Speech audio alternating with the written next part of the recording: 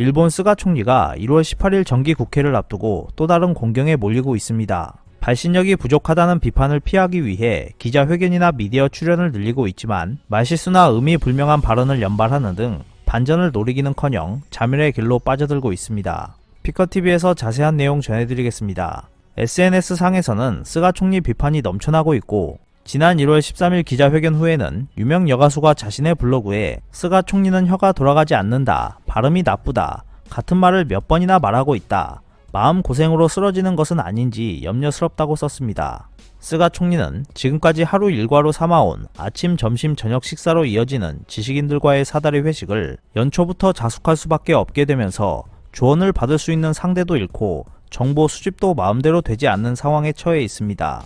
일본 정부 관계자는 향후 국정 운영의 주 무대이기도 한 정기국회에서 스가 총리가 어려운 논쟁을 극복할 수 있을지 우려했고 여당 내에서도 이대로 가다가는 스가 총리가 정기국회에서 행방불명될 수도 있다는 불안이 퍼지고 있습니다.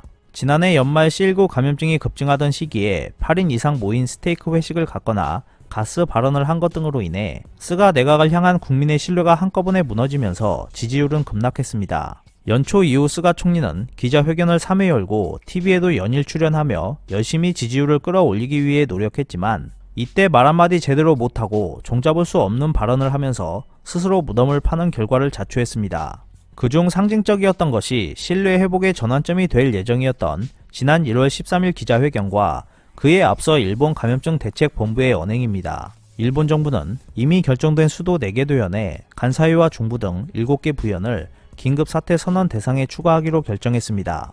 1월 13일 스가 총리는 추가 여부가 주목된 후쿠오카를 시즈오카라고 말하며 치명적인 실수를 저질렀습니다. 예전처럼 손에 쥐어진 메모를 대충 읽으면서 발생한 실수였습니다.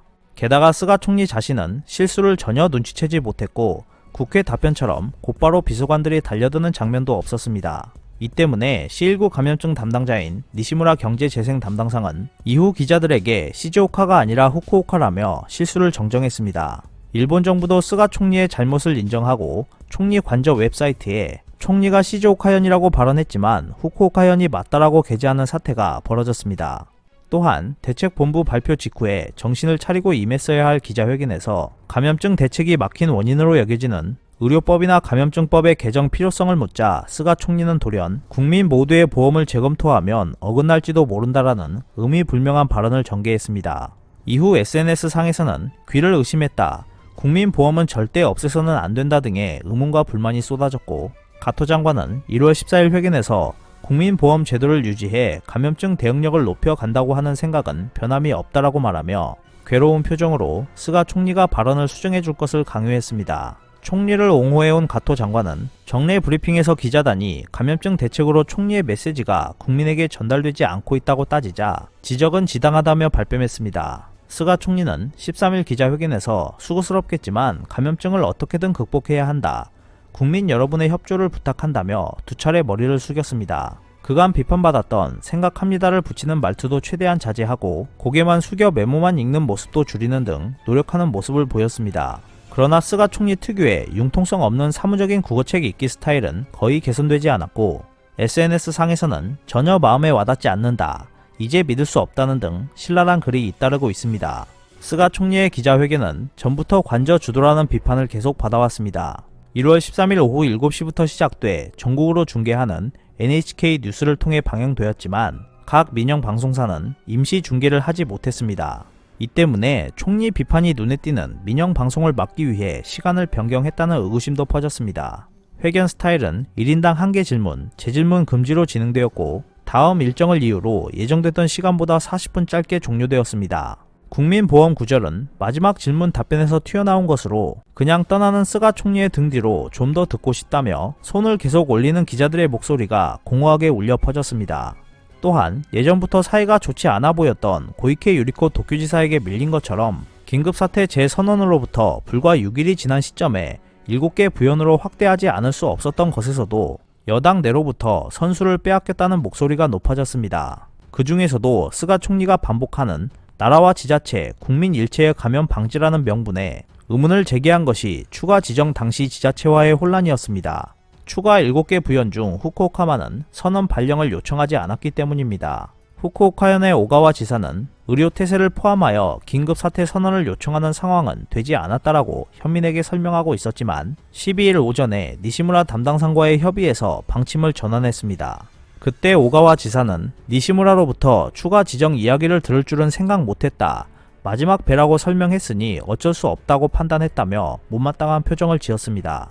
이것에 대해 니시무라는 같은 날 밤에 마지막 배라고 한 것은 아니다라고 오가와의 설명을 부정했고, 오가와도 이후 지나친 말이 있어 발언을 철회하고 싶다며 시간적 여유가 없다는 니시무라의 답변으로 추가 지정이 없다는 것을 마지막 배라고 표현해 버렸다고 씁쓸한 표정으로 설명했습니다. 오가와는 아소, 하토야마 두 내각에서 내각 공보관을 맡았다가 후쿠오카현 지사로 변신한 인물로, 같은 경제산업상 출신의 니시무라와는 연차로 12년 위의 대선배입니다.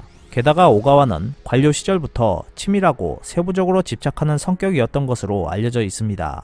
그런 만큼 후배의 사주를 받아 무심코 누설해버린 둘만의 대화를 스가 정권의 마음을 헤아려 수정한 것이라는 추측도 퍼지고 있습니다. 스가 총리의 강한 의향으로 지속되던 이른바 비즈니스 트랙이 자민당 내 압박으로 일시 정지된 전말도 포함해 일본 정부의 감염증 대책 마련이 긴급 사퇴 선포에 대한 국민의 불안과 불신을 더욱 키웠습니다. 또한 일본 국민들이 가장 듣고 싶어하는 2월 7일까지 감염증은 수그러들 것인가, 만약 그렇게 되지 않으면 다음 대책은 어떻게 되는가 등의 의문에 대해서도 1월 13일 회견에서는 질의 자체가 없었습니다. 질의가 없었던 것에 대해 여당 내에서는 스가 총리가 TV 출연 등에서 가정은 생각하지 않는다라고 발언했던 것이 원인이라고 보는 경향이 많습니다. 다만 최악의 사태에 어떻게 대처하느냐는 위기 관리의 중요한 점이기 때문에 출구 전략을 포함하지 않으면 일본 정부를 향한 의심은 더욱 높아질 것으로 보입니다.